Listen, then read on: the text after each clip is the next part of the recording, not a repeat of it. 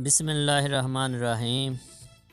शुरू करता हूँ अल्लाह के नाम से जो बड़ा मेहरबान और नहायत रहम करने वाला है। Review of last lecture. Last lecture में हमने इलेक्ट्रिक करंट के बारे में पढ़ा था। इलेक्ट्रिक करंट इलेक्ट्रॉन्स के बहाव की शरह को इलेक्ट्रिक करंट कहते हैं। इलेक्ट्रिक करंट को आई से ज़ाहिर करते हैं और इसकी यूनिट एम्पेयर है। इलेक्ट्रिक करंट की दो इकसाम हैं, एसी और डीसी। उसके बाद वोल्टेज के बारे में पढ़ा था। वोल्टेज वो प्रेशर है जिसकी वजह से इलेक्ट्रॉन्स का बहाव होता है। वोल्टेज को वी से ज़ाहिर किया जाता है और इसकी यूनिट वोल्ट है। फिर हमने रेजिस्टेंस के बारे में पढ़ा था।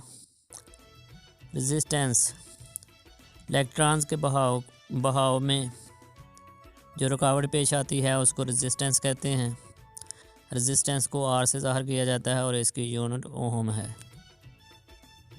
उसके बाद today's topic Ohm's law. Number 2 series circuit of resistances. Number 3 parallel circuit of resistances. Ohm's law, electric current, voltage और रेजिस्टेंस के दरमियान एक तल्लुक़ पाया जाता है। इस तल्लुक़ को ओहम नामी साइंसदान ने सबसे पहले बयान किया। इसी वजह से इस तल्लुक़ को ओहम्स लॉ कहते हैं। Ohm's law tells us that the current flowing through a circuit is directly proportional to the voltage and inversely proportional to the resistance. Ohm's law equation V is equal to IR। Ohm के कानून के मुताबिक किसी भी circuit में गुजरने वाली current उस सर्किट के वोल्टेज के रास्त मुनासिब होती है और उस सर्किट की रेजिस्टेंस के बिलअक्स मुनासिब होती है। ओहम्स लॉ में अगर दो वैल्यूज़ का हमें पता हो तो हम तीसरी जो है वो मालूम कर सकते हैं। फॉर एग्ज़ाम्पल, अगर हमारे पास करंट है और रेजिस्टेंस की वैल्यू भी है तो हम वोल्टेज मालूम कर सकते हैं। V is equal to IR।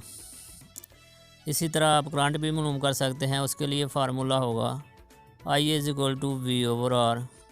अगर आपने रेजिस्टेंस मालूम करनी है तो उसके लिए फार्मूला होगा R is equal to V/I। इसके बाद हमारा अगला टॉपिक है सीरीज सर्किट ऑफ रेजिस्टेंसेस। ऐसा सर्किट जिसमें दो या दो से ज़्यादा रेजिस्टेंसेस ऐसे लगी हों जिसमें से करंट गुजरने का सिर्फ एक ही रास्ता हो, सीरीज सर्किट कहलाता है। दो या दो से ज़्यादा रेजिस्टेंसेस का ऐसा सर्किट जिसमें से करंट गुजरने का एक ही रास्ता हो, सीरीज सर्किट कहलाता है। जैसा कि आपको डायग्राम में नज़र आ रहा है, R1 के नीचे एक सिंबल बना हुआ है, वो रेजिस्टेंस का सिंबल है। इसी तरह R2 के नीचे भी एक सिंबल है, वो भी रेजिस्टेंस का सिंबल है। इसी तरह R3 के नीचे सिंबल है, वो भी रेजिस्टेंस का सिंबल है। इस सर्किट में करंट हर जगह बराबर होती है। IT is equal to I1, I1 is equal to I2, I2 is equal to I3।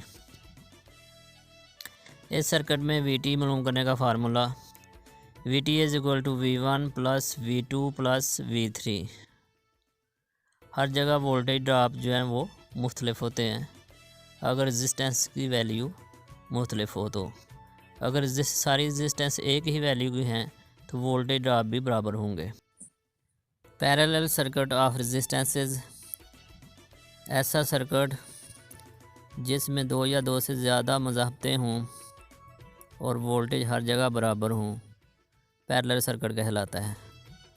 Parallel circuit में वोल्टेज हर जगह बराबर होते हैं।